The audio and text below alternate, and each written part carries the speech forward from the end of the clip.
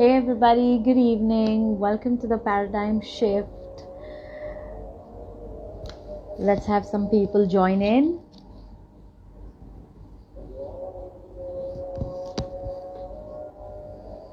Today we're in conversation with Rishi Talwar.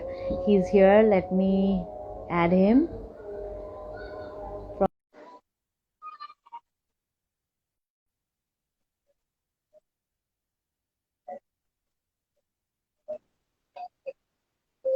Hey Rishi, Hi.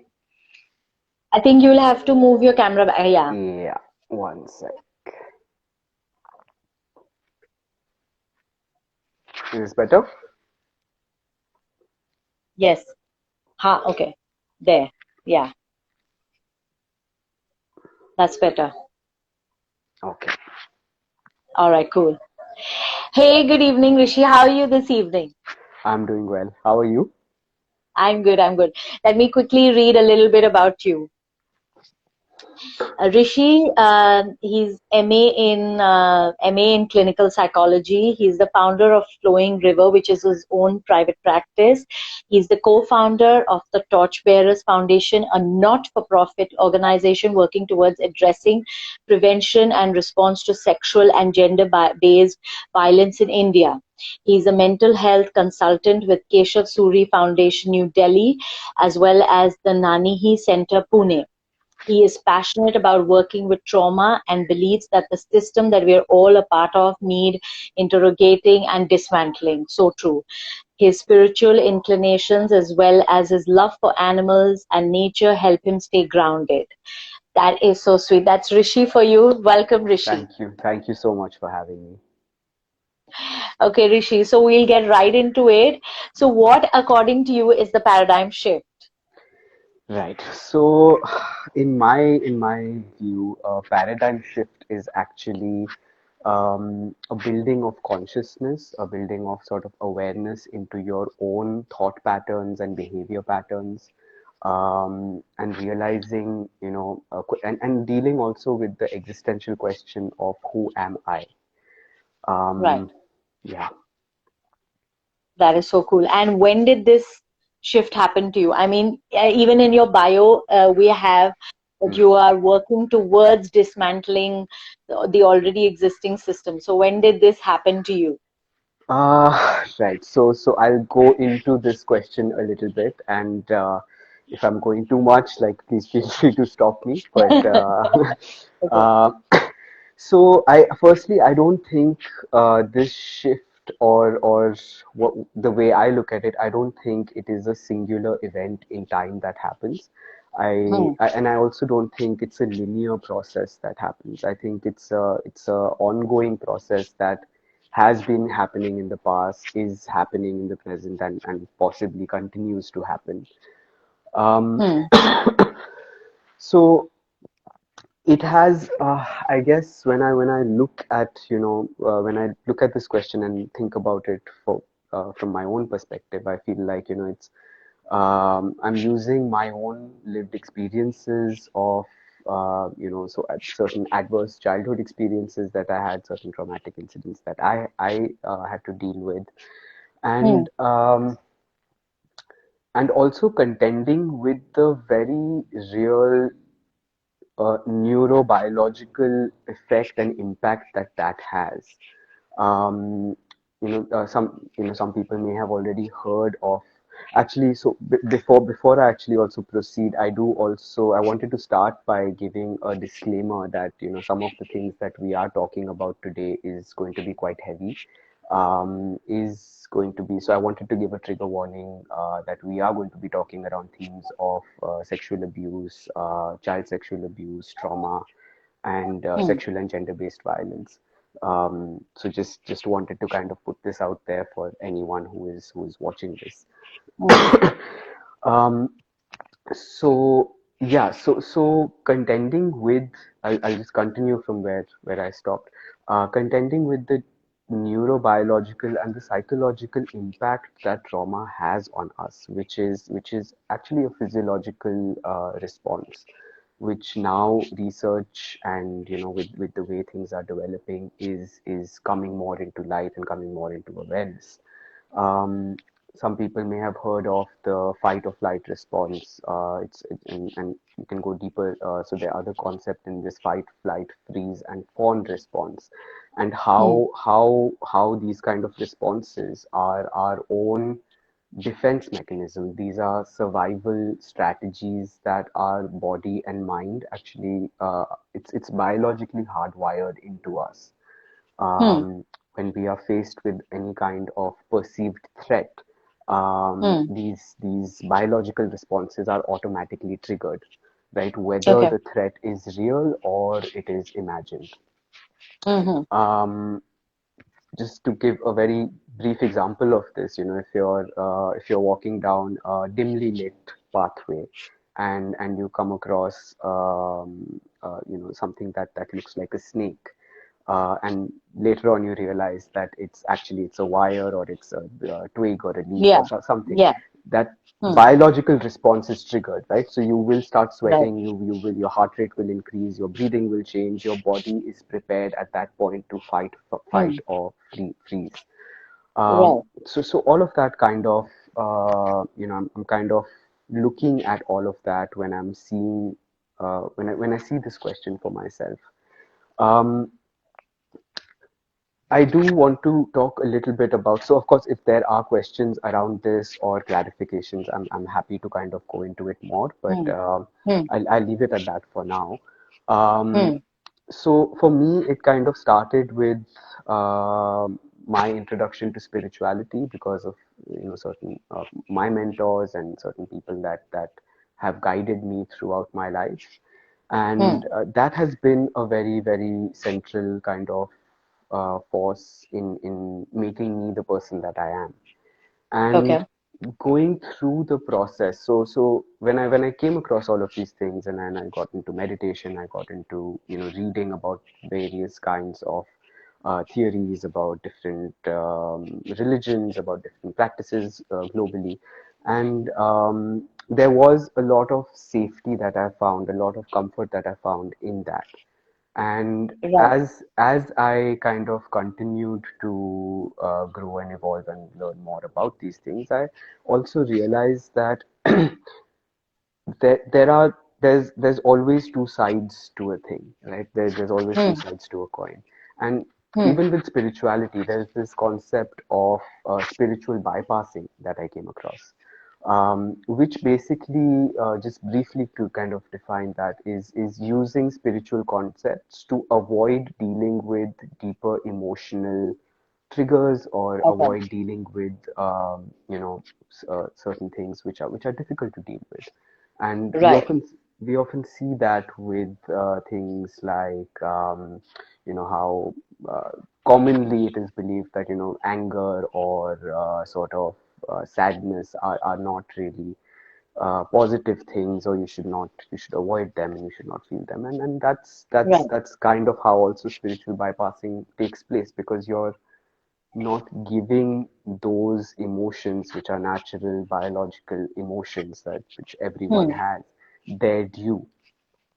Right. um so I feel like this process of how this shift is kind of happening with me. I think the last couple of years I've been in personal therapy myself. I've been kind of looking at how all of these things have impacted me, how it is, how I'm interacting with them, how I'm using Hmm. them, and how I'm growing through this.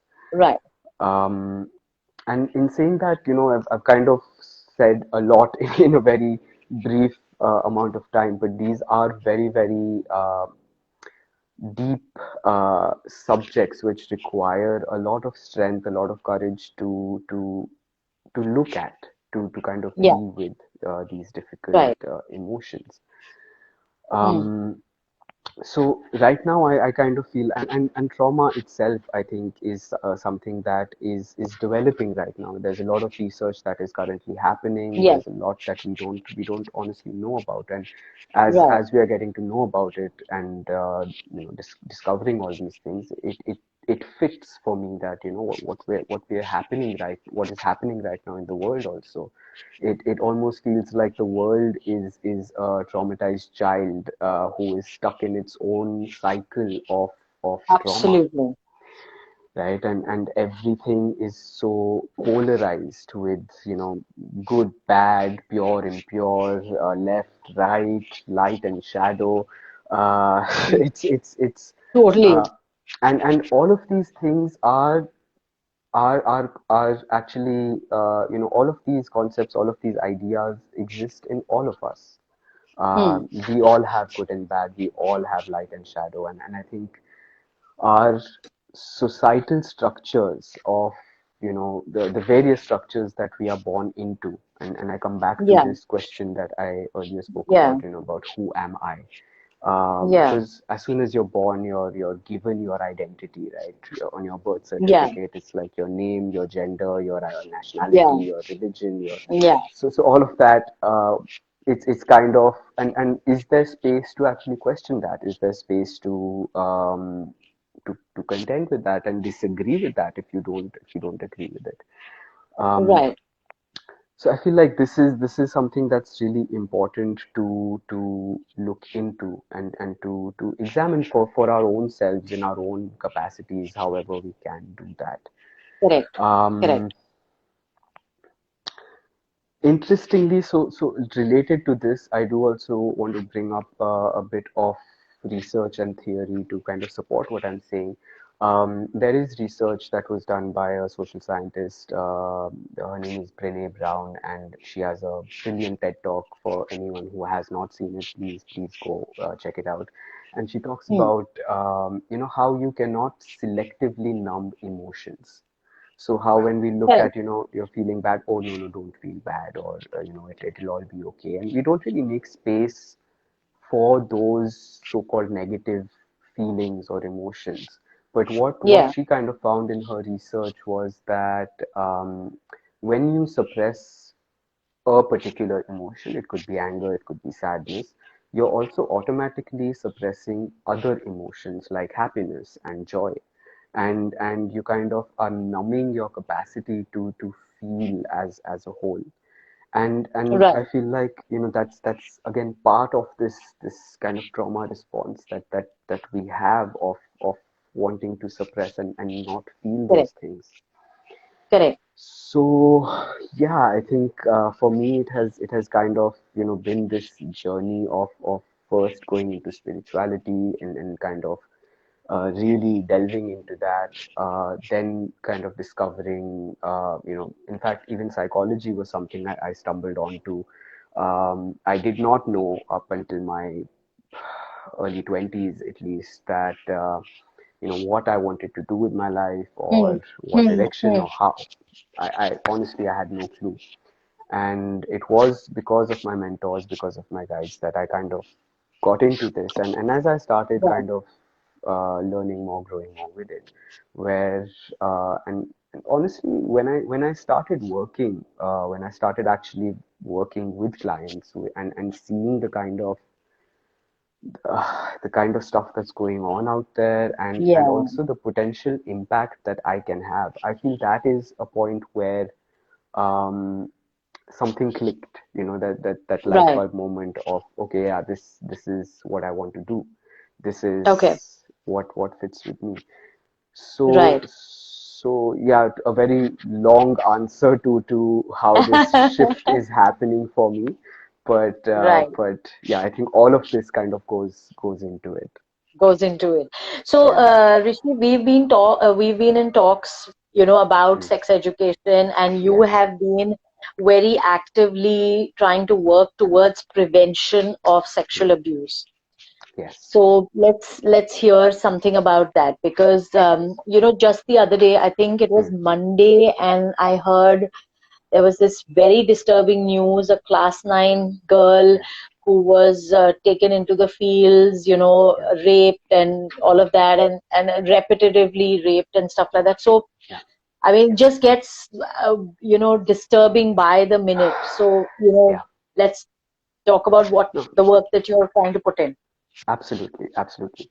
So how this also came about is when I started working in the field. So this is I was working at a national level helpline, Hmm. and there were certain callers who were minors who were actually being sexually abused at the time. Oh. And just even otherwise with other clients, adults who are survivors of child sexual abuse, who have Hmm. Hmm. and how rampant it is and how prevalent it is actually horrifyingly scary. um, so this is something that I have felt very, very strongly about for a very long time. I personally know some people who have been sexually, have gone through child sexual abuse. Hmm. Hmm. With a number of my clients who have had experiences, who have very traumatic experiences like this. Hmm. And Hmm. when you so when I started working with all this, and I came across data as well, that has been some amount of research that has happened. I feel it's still very, very insignificant, and there's a lot more work that needs to go in there. But Hmm. the research that has happened so far, and the kind of data and statistics we have is horrifying. um, there are so just to kind of touch on that, there are some articles that have been, I think everyday news articles come up. Some of them, so there's a article by the BBC which says actually there are 4 child victims every hour in India. There is a study that was done by the Department of Women and Child Welfare, um, that actually uh, that looked at that kind of looked at students and children across 13 states. And in that study it came out that up to 50, I think maybe 51% or something of the respondents reported some form of sexual abuse that is happening with them. And that Hmm. is Hmm. that is that's just hearing those figures, it is unimaginable. I mean,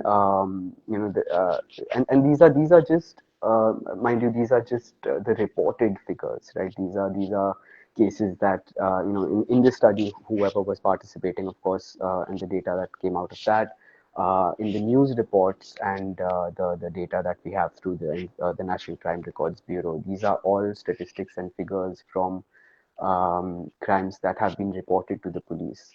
There's another article by LiveMint which says 99% of cases of sexual assault actually go unreported. So Yeah. when you look at all of this, it is very, very mortifying, right? And so it's something that I have been very, very wanting to do something about. I've been wanting to work with this, and address all of this that's going on, because Hmm. the approach, whether it is at a policy level or at a government level, has been to kind of treat the symptoms, right? Right. It's been about punishment. And I think in the last couple of years, the death penalty was announced for anyone who's convicted of child sexual abuse. Hmm. Hmm. And each time, so some of these very extreme cases that come to light, it evokes a very emotional response, because it's like, Hmm. how, there are cases that have been reported of children, babies of 6-month-old child who has been Yes. sexually Disgusting. abused. And Yeah. that's horrifying. And the response has been, like I said, very symptomatic. It's been, oh, okay, we will punish, or we will hang the Yeah. culprits, or we will, but Yeah. but that is not really looking at the root cause. That is addressing a very superficial symptom of the actual problem. And that's, this, through my work experience, through my interacting with my colleagues, my friends, and talking about these things, it's like, what is actually happening? Because Right. there's something very, very wrong with that, if these are the kind of statistics that are coming up, that what is going on. Right. Um, so when I look at it, it's the problem is much more deep rooted than it just being than What, it just according to you, is the problem? I mean, like, what is the this? Let's look at this. I mean, is it? hmm. I uh mean, what seems to be so in my opinion, or the way I look at it, this is a systemic problem, right? This is a systemic problem which has its roots in systemic structures like patriarchy, for example, where right? the idea of men being the dominant, or gender roles being a certain way. Hmm. There are all these things that have come up in the recent past, things like boys don't cry, or Yeah. yeah, you must have heard of things like a woman should be seen and not heard. These are very, Hmm. very common sort of ideas and thoughts that are very prevalent across the Yeah. country. It's not like it Right. happens in uh, one section, or it doesn't work that way. It happens everywhere. And it is these structures that we need to look at and see what can be done over there. How do we change? It's actually about changing a certain mindset. It's not Hmm. about punishing. Yes, I mean, law and order, due process, and punishment, definitely all of that has its place, and should Right. be done Right. as per law.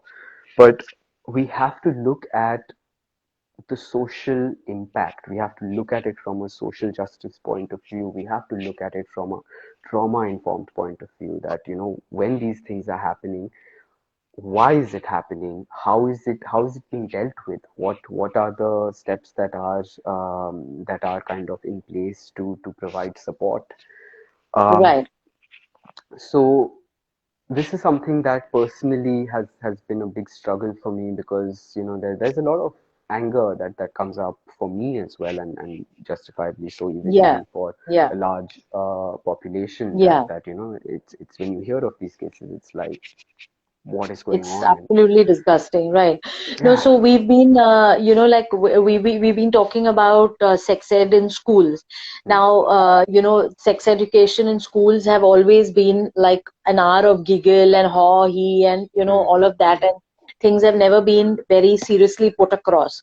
hmm, So, like we've been in talks of designing a kind of a sex education course that hmm, can be taken online hmm, and within your home, and it should hmm, be made compulsory, like you were working through towards that yeah, every institution must have a compulsory sex education course, and to the effect that their license should be revoked if they don't have it, and that is absolutely. such a need of the hour right now. But the other day when I heard about this course, I mean Hmm, this incident that happened with this class hmm, 9 girl, this hmm, happened in some remote this. So I'm saying here we're talking on Instagram, hmm, and we're talking about sex ed courses in schools, and this, and whereas all these things are happening hmm. kind of in the lower socioeconomic groups. So So how do we kind of right. reach that portion of the population? So firstly, that is a myth. It's not happening. It's not, like I said before, it's not really restricted to a certain socioeconomic strata, Okay. or a certain level of, it doesn't happen in educated people. That is, those are actually myths. It is Okay. happening everywhere. It is happening across socioeconomic strata. It's happening across people with varying levels of education. It's happening across gender. It's happening across. So Absolutely. it's happening everywhere, right? And the idea actually is to see, the problem is also that in India, and even globally, to a large extent, sex is a very taboo subject, right? There are Hmm. no safe spaces to talk about. Right.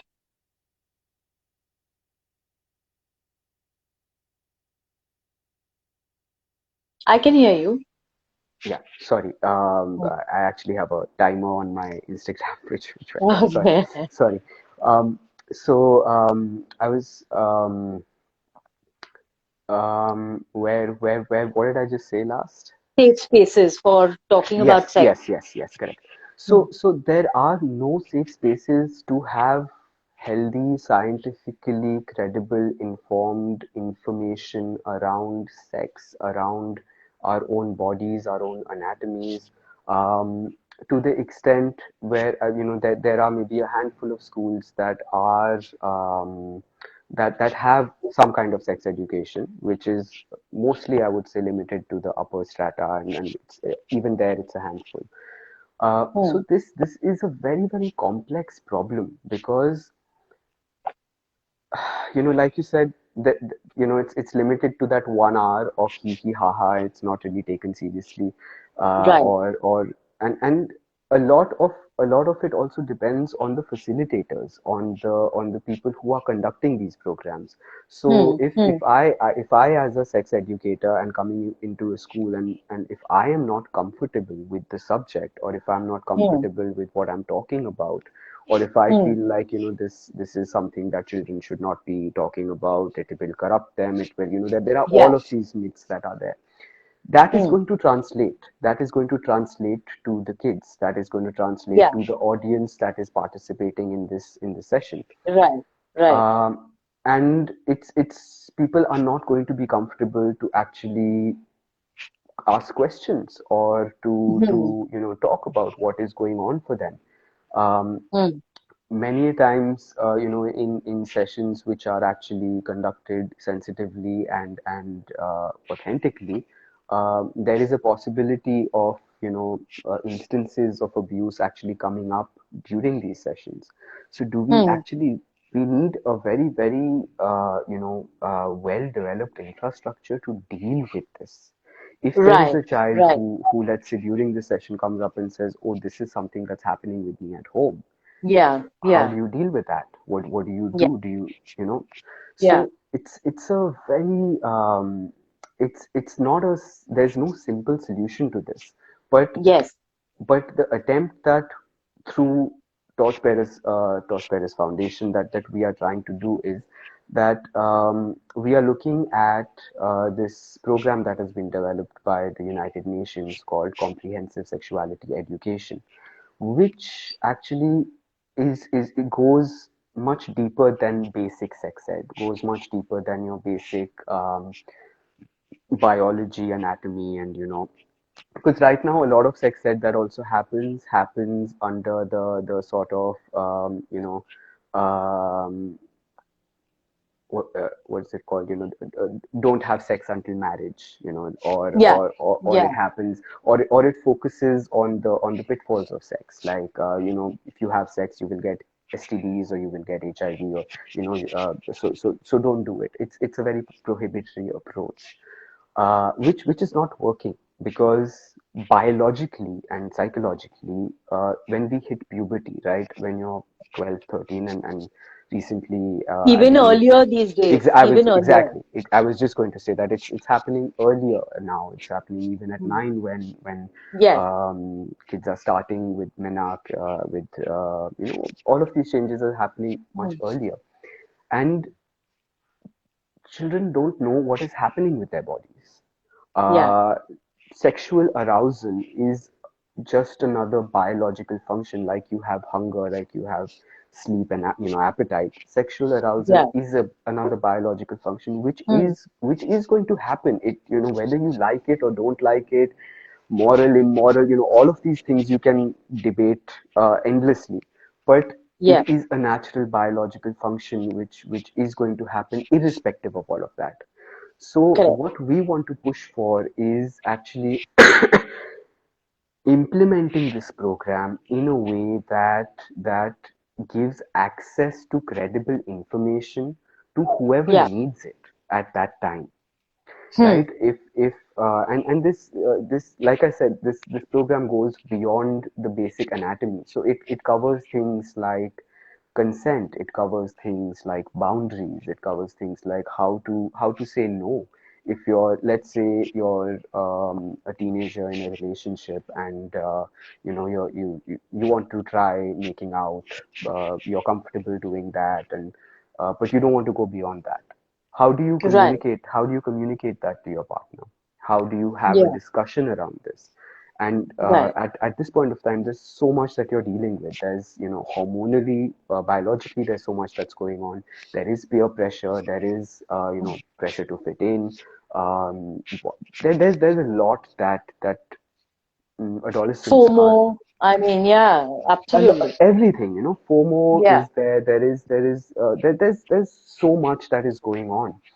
So providing and having an adult have a open and frank conversation around these topics, and informing the child about their autonomy in this process, about their right to say no, about their, Right. that is extremely important. And Yeah. I want to go back to, the systemic structures that I talked about a little bit before. Um, in our I'll talk about specifically about Indian culture and society, although I think this goes beyond that as well. But Yeah. we are actively taught not to question authority, right? Yeah. Since we are children, right? I'll give you a very brief example about this also. So typically, and I'm not saying this, I'm not generalizing this. Typically speaking, um, let's say you have a young child at home, Hmm. and a older relative, a grandparent or a uncle, aunt, whoever the older relative is visiting, right? And let's say the child is in a not so happy mood, is kind of cranky, is not wanting to really interact. Hmm. Typically, what is said to the child is, "Oh, no, no, this is your so and so. You must hug them, you must kiss them, you must, whatever Yeah. it is. Otherwise, you're being disrespectful." Right? That is, in a broad way speaking, typically what generally the message that is given. Now, over here, if you Yes. look at this incident as well, the underlying message that you're also giving to that child is that when a person in authority, who is, let's say in this case, the family member, the older person, or the Right.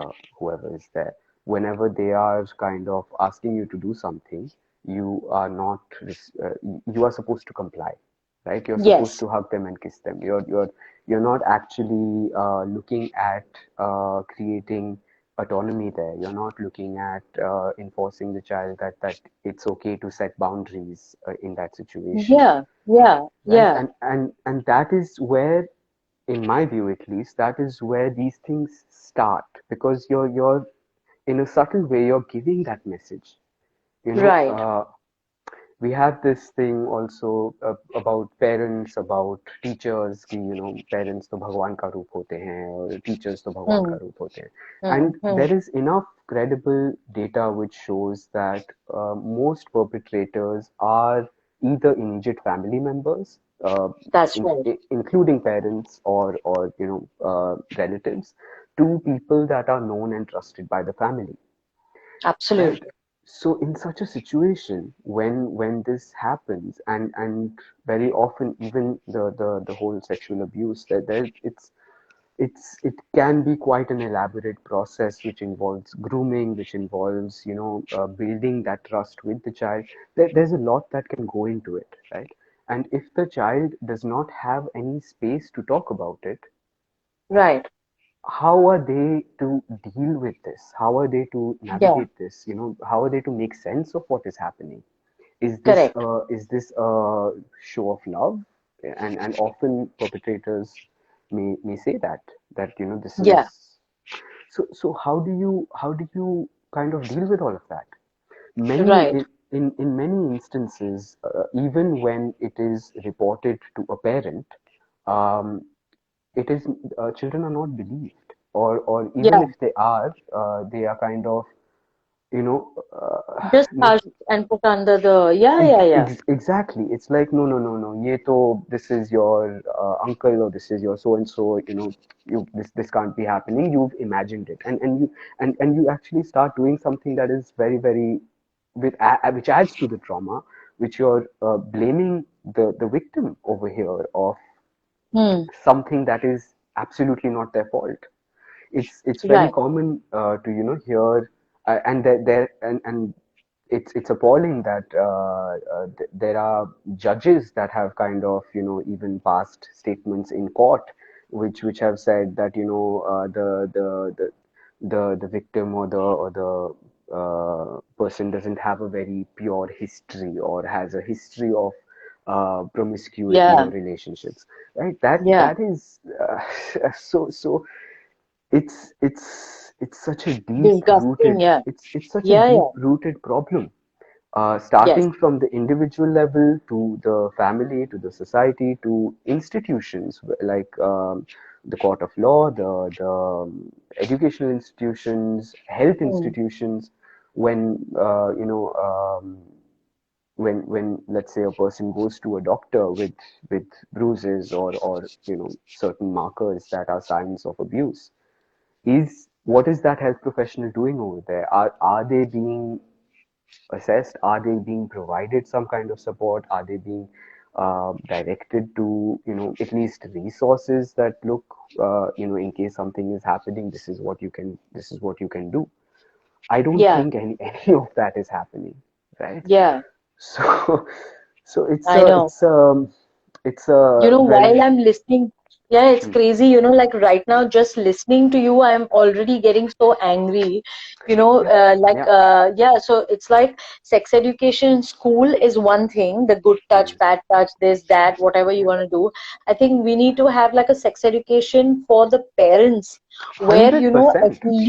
at least one thing should be communicated that if you Hmm, find out that, hmm, somebody is abusing your child, hmm, sexually abusing your child, be it a relative or what, you should at least garner that much strength to go up hmm. to that person and says, you're not going to do this, or I'm going to report you. If you don't want to make a big mountain of a molehill, or do something, something so that that person stops, because 100%. otherwise this person will, okay, like, acha yahan pe ye ho gaya, now, move to another family or another child or somebody who's, not going to expect that from you. I mean, this is crazy.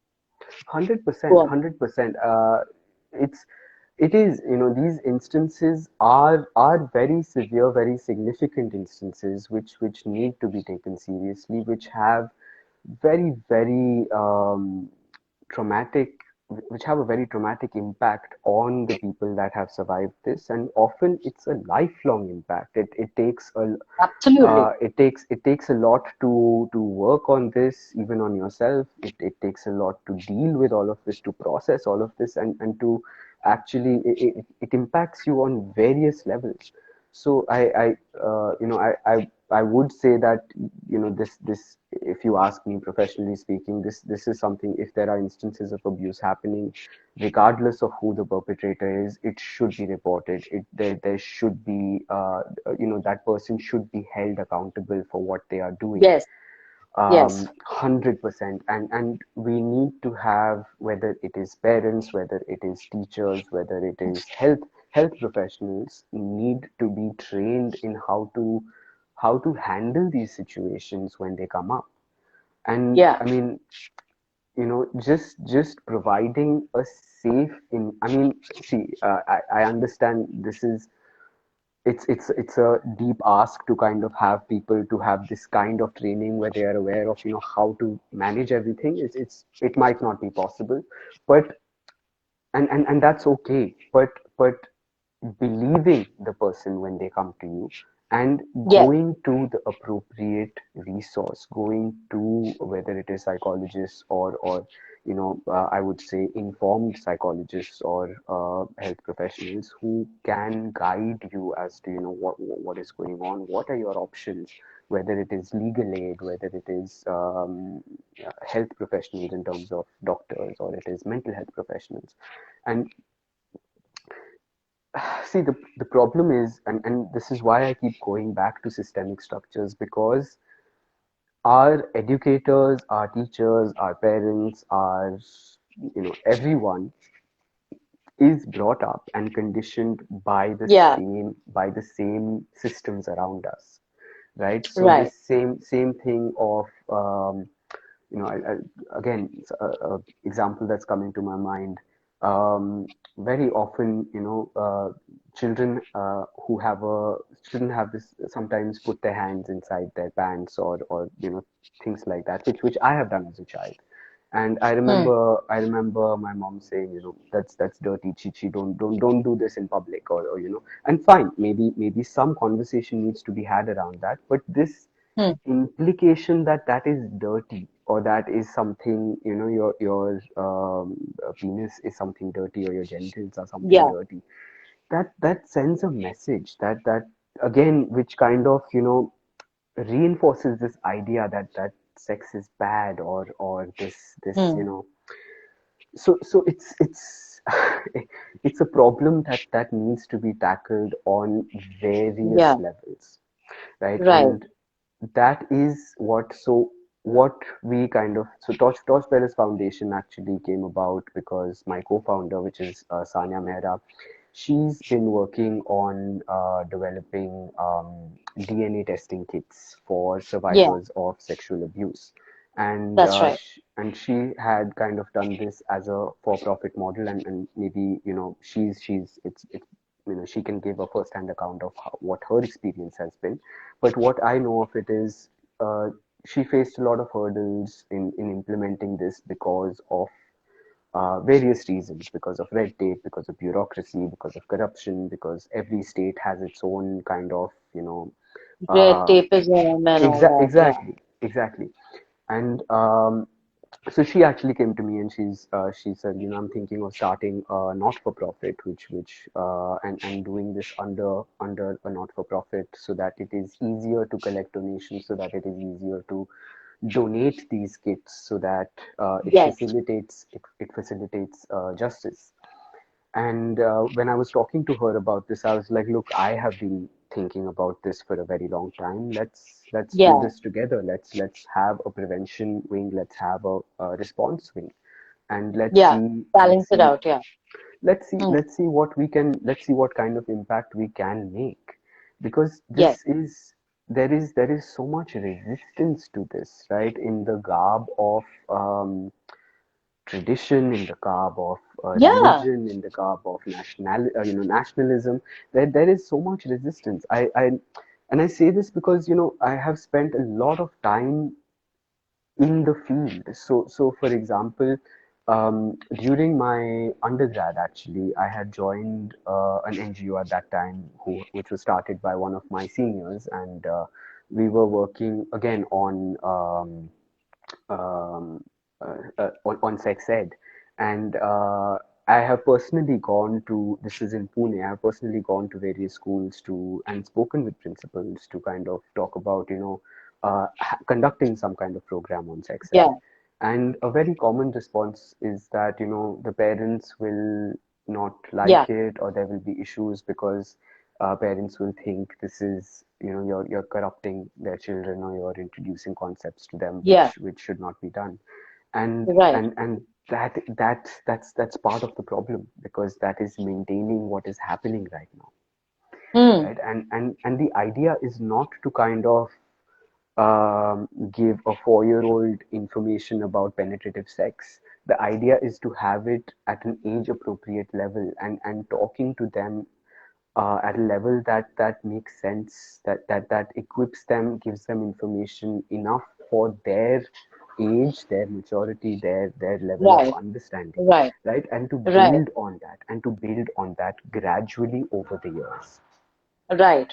No, no, right? that is absolutely because we've had Sania speak to us, Hmm. I think in one of the first few interviews, and oh man, I mean, we were both so angry collectively that it was just, just trying to get the message out there, and Right. so yeah, absolutely. Right, absolutely. And that is the anger is the it is a legitimate response, right? Because what's happening is horrifying, and anger is a very, very valid response. But in Yeah. that anger, this kind of, hang the rapist approach Right. is not addressing the cause. It's Mm, not addressing why all of this is happening. mm, mm. So that is what we are trying to do, and what we will also be trying to push for. We're trying to tackle this problem in multiple levels. We will be pushing for policy change. Yeah. I was quite horrified to know that there are no standard operating procedures in place which are nationally valid when Mm, it comes to survivors of sexual assault. So there are guidelines that have been given by the central government, but whether they mm. are implemented or not is not it's not enforced. So in terms Yeah. of sample collection when it comes to DNA for prosecution purposes or justice purposes, how that person is dealt with, how they are, what kind of care and what is provided, Yeah. it's kind of pretty much left open. And Correct. why is that? For I know. We just keep coming back to, yeah, why? why is that? Because this is something that came into the limelight in 2012, where with the Nirbhaya case that basically shocked everyone and kind of pushed for these changes. And when I look back now, we're now in 2020, and we don't Nothing's have. changed. I mean, the change has been very, you know, it's all been optics, I would say. It's been very superficial, Yeah. right? Right. Right. It's about this temporary anger, collective anger that comes up, and it's there for some time, and everyone is like gunning for the perpetrators in that particular case. And perhaps it's there for a week, perhaps it's there for a month, and then Goes away. Yeah. it Like goes I back to was, status quo. right. Like, I was reading this. I probably seen it on Facebook. There was this program that they did in Kenya Hmm, because the rapes were going up by the day. The number of cases were going up by the day, and right. they took this up in schools.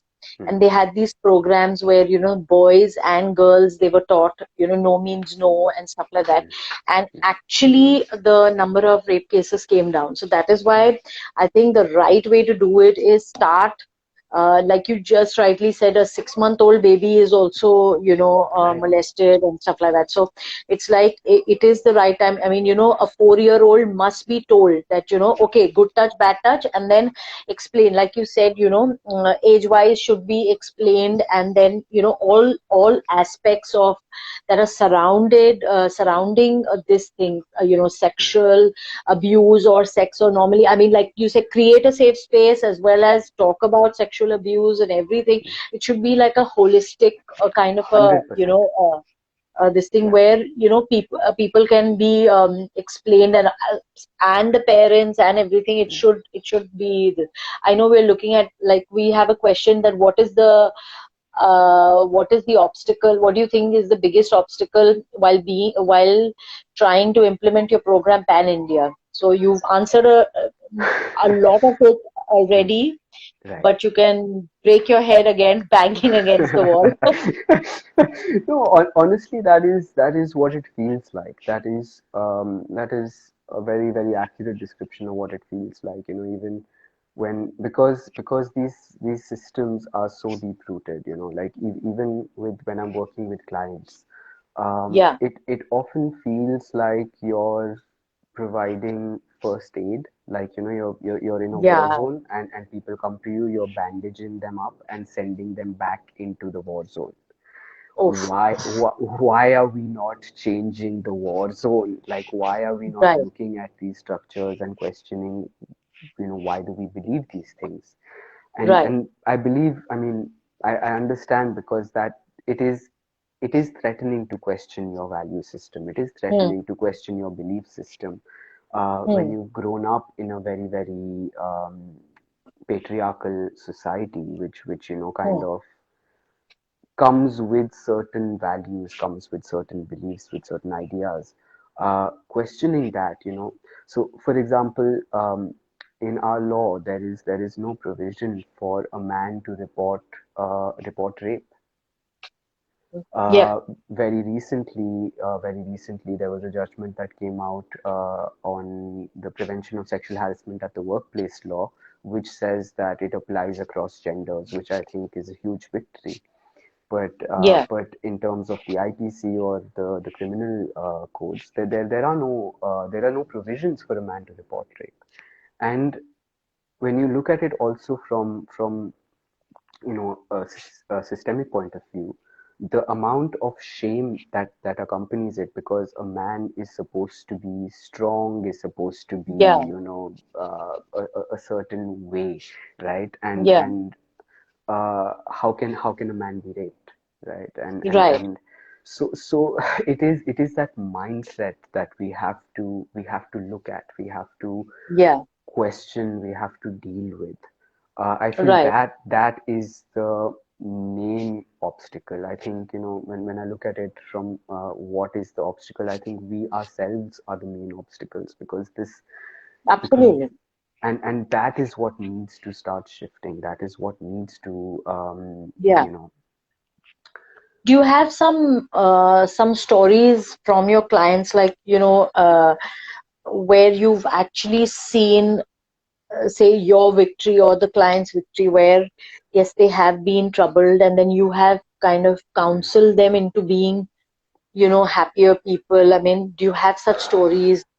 See, I can't go into details of Yeah, clients because of confidentiality of course. issues, Yeah. but when you look at it from a therapy point of view, see, Hmm. I can talk about it generically.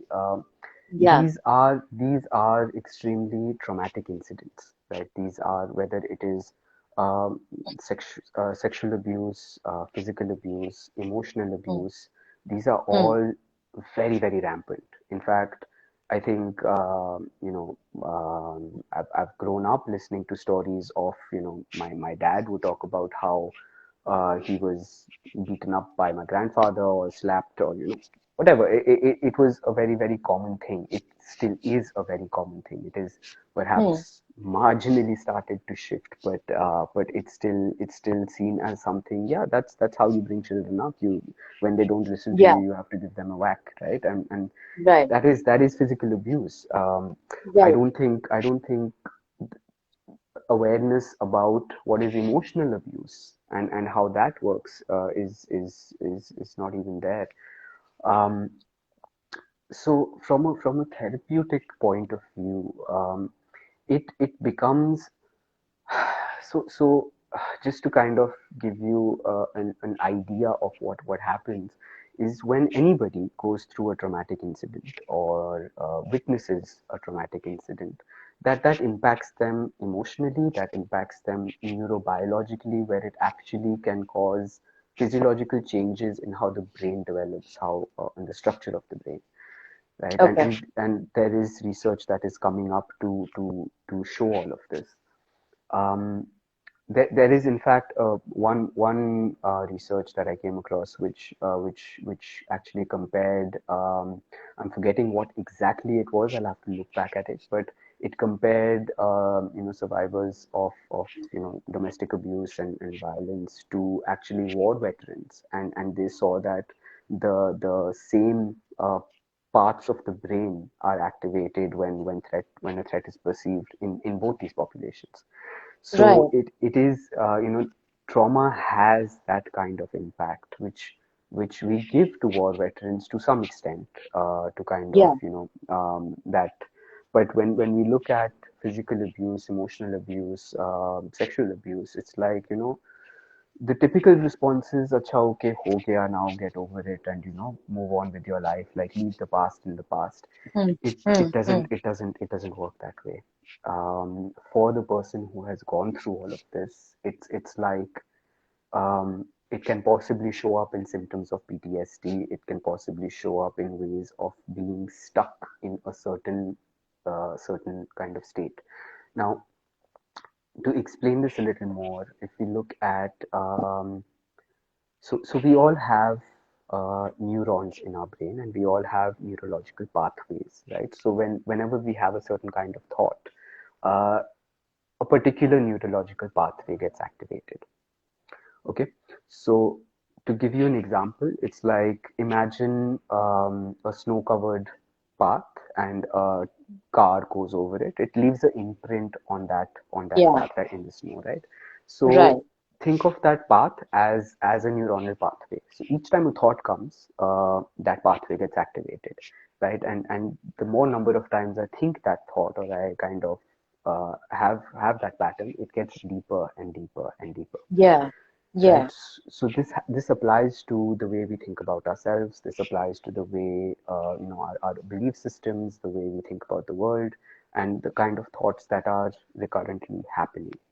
So it's a very, very difficult journey to change that, right? It's Yeah. not only not only dealing with it and the emotions and the trauma of what happened, but even physiologically, kind of you're actually trying to rewire the brain. Right. Right. So it's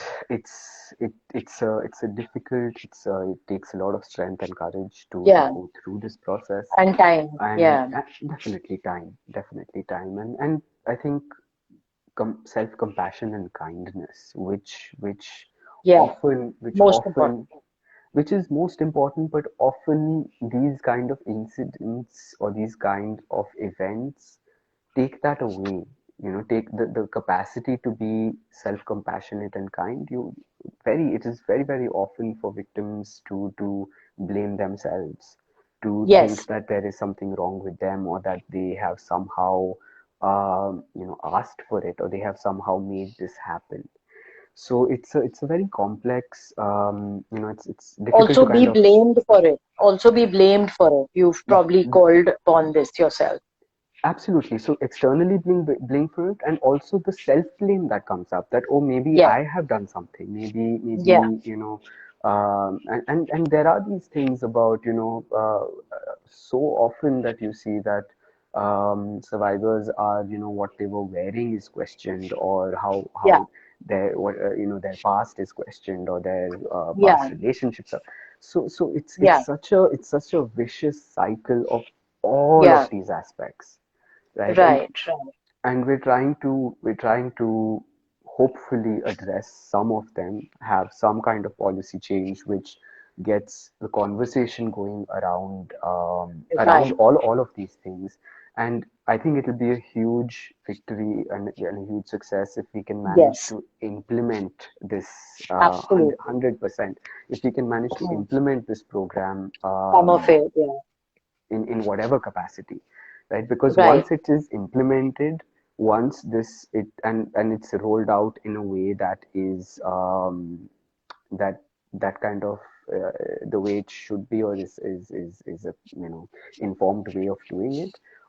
Then Then we'll also it will take at least a decade until that generation kind of actually comes up, and things. at Right. a societal level shift happens, Shift. Yeah. a paradigm shift sort of happens. Yes, absolutely. So, So we're close to an hour and there's just 5 minutes left. So right. before you give your closing, you've given a brilliant line already. And so Mm. everybody that is joining us from the Flowing River and the Torchbearers Foundation, please follow the page paradigmshift.co, because we bring excellent personalities like Rishi, and who are trying to make a change in the society for the betterment. And everybody that is joining from the paradigm shift, please follow the Flowing River and the Torchbearer Foundation, because they are going to be doing some wonderful things. And we watch this space for more. I'm sure we will have more of you and Sanya, and i hope I hope to God that we can get something going somehow. Yes, Right. definitely, definitely. So on that note, if you want to give like a quick this, because I think we just have like it's 5:57, so the I think the light will go off. No, I mean, I don't think there's anything specific. I mean, I guess I just want to close with that. I know that this is going to be a uphill and a very difficult task, but that we are choosing this task. We are choosing to kind of deal with whatever obstacles come up, and Fingers crossed. Let's see how it all Yes, goes. yes. All the best. You guys are doing a wonderful job. God bless. And Thank you. absolutely, we're going to fight this together, right? Thank you so much. Thank you for having me. Okay. So All nice right. talking to you, Rishi. Bye. Same Have here. a nice day. Thank you. Bye. Bye bye. Bye. Bye.